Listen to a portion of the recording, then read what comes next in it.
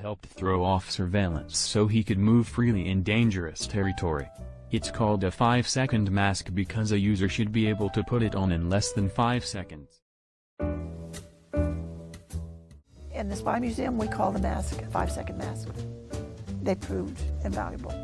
You could change your ethnicity, you could change your gender, you could change your nationality, and if you needed to, you could actually become another person. When I was chief of disguise, we had already begun using Hollywood stunt double masks. That was a technology that came straight out of LA. We worked with a man named John Chambers, who had done all the makeup for Planet of the Apes. He has a definite gift for mimicry. They could spend 5 hours putting on a mask. They could spend an hour taking it off. And they could shoot it again and again and again until they got the lights just right. Our mask had to be perfect in the car. When you got out of the car, you had to know without a mirror that you were good. The point of all of our masks was speed. You had to imagine that you were going to be in situations that you couldn't even anticipate.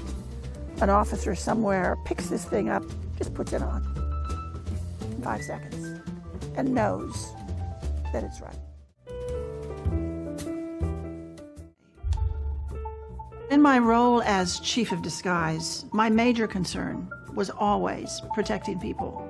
Protecting our case officers who were going into situations that might be dangerous, but importantly, protecting the foreign people that we were meeting with, who were very often risking their lives. If you were working in Europe and you were meeting with a clandestine source at a cafe, your biggest concern might be that your next door neighbor was going to wander into that cafe at that moment and say, "Hi, Bill," when you weren't Bill. And that kind of casual stumbling upon people was an issue. And so you'd wear what we called light disguise. Light disguise can be something as simple as a wig, maybe some facial hair, maybe some glasses, not a big deal. The other extreme is advanced disguise that you would use for up close and personal for an extended period of time, where the person you were talking to would have no idea that you were not in true face.